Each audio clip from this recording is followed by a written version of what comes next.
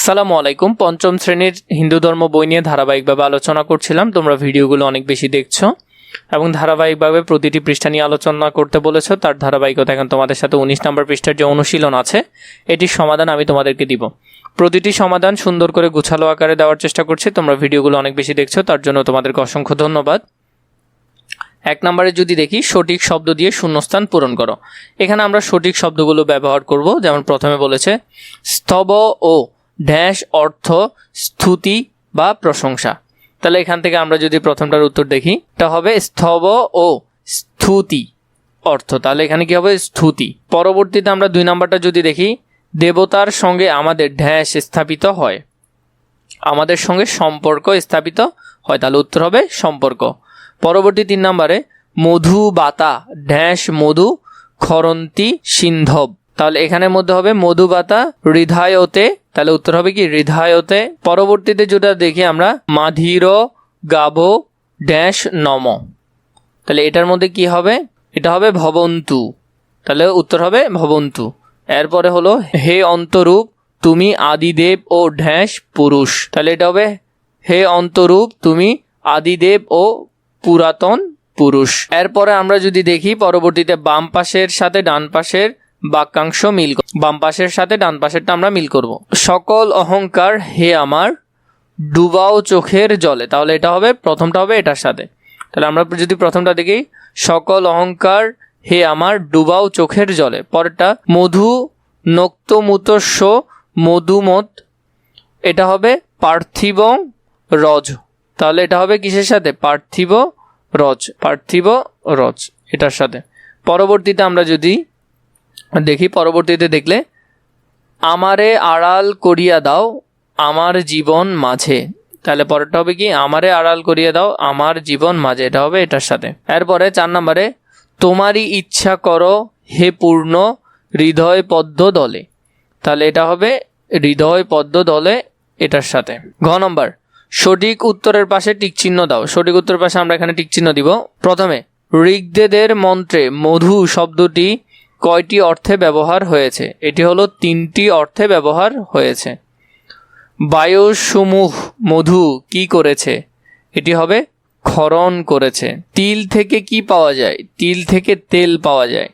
আমাদের নিকট কারা মধুময় হোক, এটি হবে বনস্পতি সূর্য গোসমুত, এটি কি হয়? মধুময় হোক। পরবর্তীতে আমরা যেটা দেখলাম নিচের প্রশ্নগুলোর সার সংক্ষেপে উত্তর দাও।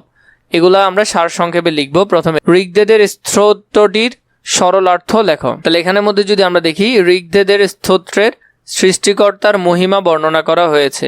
এতে বলা হয় তিনি বিশ্বজগতের স্রষ্টা ও পালনকর্তা, তার উপাসনা করলে কল্যাণ হয়।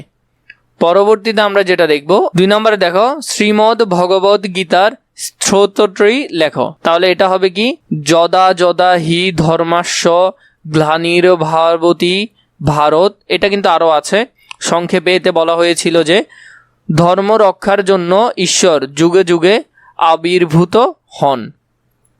পরবর্তীতে যদি 3 নম্বর দেখি শ্রী শ্রী চণ্ডীর স্তোত্রটি সরলার্থ সহ লেখো, তাহলে এখানের মধ্যে যেটি আছে স্তোত্রের দেবী দুর্গার শক্তি ও মহিমা বর্ণনা করা হয়েছে। সরলার্থ হলো দেবীর সকল শক্তির উৎস, দেবী সকল শক্তির উৎস, তিনি মানুষকে বিপদ থেকে রক্ষা করেন।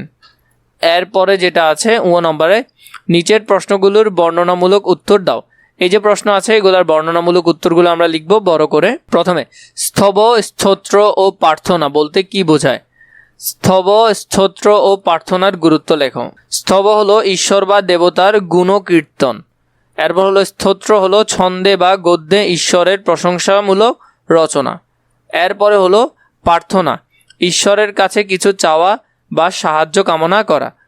গুরুত্ব হলো এইসব মানুষের মনে ভক্তি, নৈতিকতা ও শক্তি সৃষ্টি করে এবং সৎ পথে চলতে সাহায্য করে। আমরা এই প্রথম প্রশ্নটার ছোট করে উত্তরটা দেখলাম, এখন তার বড় উত্তরটা দেখব, মানে তোমরা যেটা পরীক্ষায় লিখতে পারবে। যেমন 10 নম্বর উপযোগী যে করে তোমাদেরকে প্রশ্নের উত্তরটা দিচ্ছি। তো এখানের মধ্যে দেখো স্তব স্তোত্র ও প্রার্থনা মানুষের ধর্মীয় ও আধ্যাত্মিক জীবনের গুরুত্বপূর্ণ অংশ। স্তব বলতে ঈশ্বরবাদ বা দেবতার গুণ মহিমা কীর্তনকে বোঝায়। স্তোত্র হলো ছন্দ বা গদ্যে রচিত এমন বাক্য বা শ্লোক যেখানে ঈশ্বরের প্রশংসা করা হয়, আর প্রার্থনা হলো ঈশ্বরের কাছে কিছু কামনা করা, সাহায্য চাওয়া বা কৃতজ্ঞতা প্রকাশ করা। এগুলোর গুরুত্ব অনেক। প্রথমত, এগুলো মানুষের মনে ভক্তি, শ্রদ্ধা ও বিশ্বাস জাগ্রত করে। দ্বিতীয়ত, নৈতিকতা ও মানবিক গুণাবলী যেমন সততা, দয়া, সহানুভূতি বৃদ্ধি পায়। তৃতীয়ত, মানুষের মন শান্ত ও জীবনের দুঃখ কষ্ট মোকাবেলা করার শক্তি পায়। এছাড়া স্তোত্র ও প্রার্থনা মানুষের আত্মশুদ্ধি ঘটায় এবং তাকে সৎ ও ন্যায়ের পথে চলতে উদ্বুদ্ধ করে।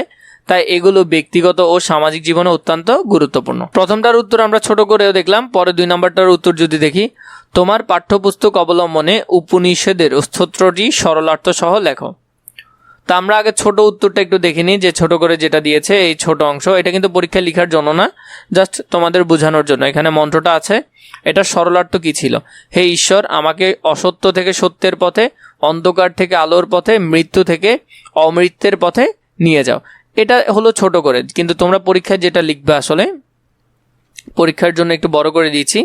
এখানে এটার যে মন্ত্রটা ছিল, যেমন উপনিষদের একটি বিখ্যাত স্তোত্র হলো, তো এখানের মধ্যে সেটি দেওয়া আছে। এটা সরলার্থ হলো, হে পরমেশ্বর, আমাকে অসত্য থেকে সত্যের পথে পরিচালিত করো, অন্ধকার থেকে আলোর পথে নিয়ে যাও, মৃত্যু থেকে অমরতার পথে পৌঁছে দাও। এই স্তোত্রটি মূল শিক্ষা হলো সত্য, জ্ঞান ও চিরন্তন জীবনের সন্ধান করা। এতে মানুষ তার অজ্ঞা, পাপ ও মরণশীলতা থেকে মুক্তি পায়। এখানে মানুষ তার অজ্ঞতা, পাপ ও মরণশীলতা থেকে মুক্তি চায়। এটি মানুষের আধ্যাত্মিক উন্নয়ন ও নৈতিক জীবন গঠনের একটি গুরুত্বপূর্ণ নির্দেশনা দেয়। পরবর্তীতে আমরা যদি শেষ প্রশ্নটা দেখি, 3 নম্বরে, তোমার পাঠ্যপুস্তক অনুসারে বাংলা প্রার্থনা কবিতাটির প্রথম 8 লাইন লেখো। তো এখানের মধ্যে দেখো, এই যে এটা আছে, আমি এটা তোমাদেরকে দিচ্ছি ছোট করে, ওখানে আছে সেমই, তাই আর দেখাচ্ছি না। হে প্রভু, দাও জ্ঞান, দাও শক্তি, সত্যের পথে যেন চলি সর্বদা, অন্যায়ের বিরুদ্ধে দাঁড়াই, সত্যকে করি ভালোবাসা, মন থেকে দূর করো ভয়, দাও সবার প্রতি মমতা, মানব সেবার জীবন কাটে, এই হোক আমার প্রার্থনা। এই প্রার্থনা কবিতায় একজন মানুষের আদর্শ জীবনের গঠনের আকাঙ্ক্ষা প্রকাশ পেয়েছে। এখানে জ্ঞান, নৈতিকতা, সাহস ও মানব সেবার গুরুত্ব তুলে ধরা হয়েছে, যা একজন ভালো মানুষ হতে সহায়তা করে। এভাবে করে তোমরা পুরো অধ্যায়গুলা সুন্দর করে ধারাবাহিকভাবে লিখে ফেলবে বা পড়ে ফেলবে। আশা করি তোমাদের এগুলো সুবিধা হবে।